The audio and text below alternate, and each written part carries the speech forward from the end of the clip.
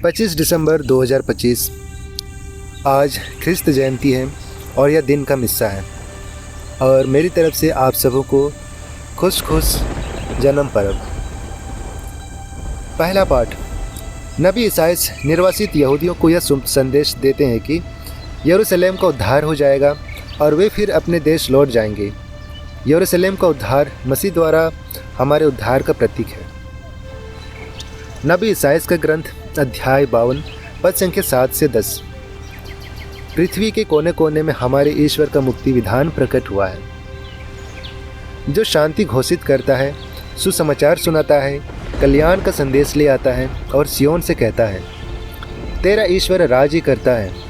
इस प्रकार शुभ संदेश सुनाने वाले के चरण पर्वतों पर कितने सुंदर लगते हैं। यरूशलेम, तेरे पहरेदार एक साथ ऊंचे स्वर से आनंद के गीत गाते हैं। वे अपनी आँखों से देख रहे हैं कि प्रभु ईश्वर सियोन की ओर वापस आ रहा है। यरूशलेम के खंडर आनंद विभोर होकर जय जयकार करें। प्रभु ईश्वर ने अपनी प्रजा को सांत्वना दी और यरूशलेम का उद्धार किया है। प्रभु ईश्वर ने समस्त राष्ट्रों को देखते देखते अपना पावन सामर्थ्य प्रदर्शित किया है। पृथ्वी के कोने कोने में हमारे ईश्वर का मुक्ति विधान प्रकट हुआ है। यह प्रभु की वाणी है। ईश्वर को धन्यवाद। भजन अनुवाक्य। प्रभु के कोने कोने, पृथ्वी के कोने कोने में हमारे ईश्वर का मुक्ति विधान प्रकट हुआ है। प्रभु के आदर में नया गीत गाओ, क्योंकि उसने अपूर्व कार्य किए हैं। उसके दाहिने हाथ और पवित्र भुजा ने हमारा उद्धार किया है। अनुवाक्य। पृथ्वी के कोने कोने में हमारे ईश्वर का मुक्ति विधान प्रकट हुआ है। प्रभु ने अपना मुक्ति विधान प्रकट किया है और सभी राष्ट्रों को अपना न्याय दिखाया है। उसने अपने प्रतिज्ञा का ध्यान रखकर इस्राएल के घराने की सुध ली है। अनुवाक्य। पृथ्वी के कोने कोने में हमारे ईश्वर का मुक्ति विधान प्रकट हुआ है। पृथ्वी के कोने कोने में हमारे ईश्वर का मुक्ति विधान प्रकट हुआ है। समस्त पृथ्वी आनंद मनाए और ईश्वर का गुणगान करे। अनुवाक्य। पृथ्वी के कोने कोने में हमारे ईश्वर का मुक्ति विधान प्रकट हुआ है। वीणा बजाकर प्रभु के आदर में भजन गाकर सुनाओ, तुहिया और नरसिंह बजाकर अपने प्रभु ईश्वर का जय जयकार करो। अनुवाक्य। पृथ्वी के कोने कोने में हमारे ईश्वर का मुक्ति विधान प्रकट हुआ है। दूसरा पाठ। ईश्वर शताब्दियों तक नबियों द्वारा हमें शिक्षा देता रहा। अंत में उसने अपने पुत्र को हमारे पास भेजा। उस पुत्र ने हमारे पापों के लिए प्रायश्चित किया और अब वह ईश्वर के दाहिने विराजमान है। इब्रानियों के नाम पत्र अध्याय 1 पद संख्या 1 से 6। ईश्वर हमसे पुत्र के मुख से बोलता है। प्राचीन काल में ईश्वर बारंबार और विविध रूपों में हमारे पुरखों से नबियों द्वारा बोला था।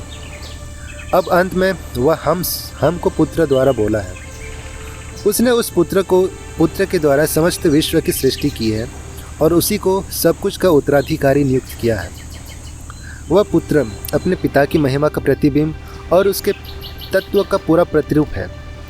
वह पुत्र अपने शक्तिशाली शब्द द्वारा समस्त सृष्टि के रक्षक करता है। उसने हमारे पापों का प्रायश्चित किया और अब वह सर्वशक्तिमान ईश्वर के दाहिने विराजमान है। उसका स्थान स्वर्गदूतों से ऊंचा है, क्योंकि जो नाम उसे उत्तराधिकारी में मिला है वह उनके नाम से कहीं अधिक श्रेष्ठ है। क्या ईश्वर ने कभी किसी स्वर्गदूत से यह कहा, तुम मेरे पुत्र हो, आज मैंने तुम्हें उत्पन्न किया है और मैं उसके लिए पिता बन जाऊंगा और वह मेरा पुत्र होगा। फिर वह अपने पहलौटे को संसार के सामने प्रस्तुत करते हुए कहता है, ईश्वर के सभी स्वर्गदूत उसकी आराधना करें। यह प्रभु की वाणी है। ईश्वर को धन्यवाद। जय घोष। Hallelujah hallelujah. हमारे लिए एक पुण्य दिवस का उदय हुआ है। सभी राष्ट्र आकर प्रभु की आराधना करें, क्योंकि आज एक महती ज्योति पृथ्वी पर उत्तर आई है। हालेलुया। सुसमाचार। संत यूहन्ना अपने सुसमाचार के प्रारंभ में यह स्पष्ट कर देते हैं कि मसीह ईश्वर हैं। वह हमारा अंधकार दूर करने और हमें ईश्वर के संतान बनाने आए हैं। संत यूहन्ना के अनुसार आज का पवित्र सुसमाचार अध्याय 1 पद संख्या 1 से 18। आदि में शब्द था, शब्द ईश्वर के साथ था और शब्द ईश्वर था। वह आदि में ईश्वर के साथ था। उसके द्वारा सब कुछ उत्पन्न हुआ और उसके बिना कुछ भी उत्पन्न नहीं हुआ। उसमें जीवन था और वह जीवन मनुष्यों की ज्योति था। वह ज्योति अंधकार में चमकती रहती है, अंधकार ने उसे नहीं बुझाया। ईश्वर का भेजा हुआ यूहन्ना नामक एक मनुष्य प्रकट हुआ। वह साक्षी के रूप में आया, जिससे वह ज्योति के विषय में साक्ष्य दे और सब लोग उसके द्वारा विश्वास करें।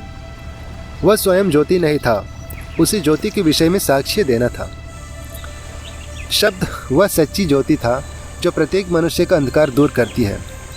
वह संसार में आकर वह संसार में था। संसार उसके द्वारा उत्पन्न हुआ, किंतु संसार ने उसे नहीं पहचाना। वह अपने यहाँ आया और उसके अपने लोगों ने उसे नहीं अपनाया। जितनों ने उसे अपनाया और जो उसके नाम में विश्वास करते हैं, उन सबों को उसने ईश्वर की संतति बनने का अधिकार दिया है। वे ना तो रक्त से, ना शरीर की वासना से और न मनुष्य की इच्छा से, बल्कि ईश्वर से उत्पन्न हुए हैं। शब्द ने शरीर धारण कर हमारे बीच निवास किया। हमने उसकी महिमा देखी है। वह पिता के इकलौते पुत्र की महिमा जैसे है, अनुग्रह और सत्य से परिपूर्ण। यूहन्ना ने पुकार कर उनके विषय में यह साक्ष्य दिया, यह वही है जिसके विषय में मैंने कहा, जो मेरे बाद आने वाले हैं वह मुझसे बढ़कर है, क्योंकि वह मुझसे पहले थे। उनकी परिपूर्णता से सबों को अनुग्रह पर अनुग्रह मिला है। संहिता तो मूसा के द्वारा दी गई है, किंतु अनुग्रह और सत्य यीशु ख्रिस्त द्वारा मिला है। किसी ने कभी ईश्वर को देखा नहीं। पिता की गोद में रहने वाले इकलौते ईश्वर ने उसे प्रकट किया है। यह हमारे प्रभु यीशु ख्रिस्त का सुसमाचार है। हे ख्रिस्त, तेरी स्तुति हो।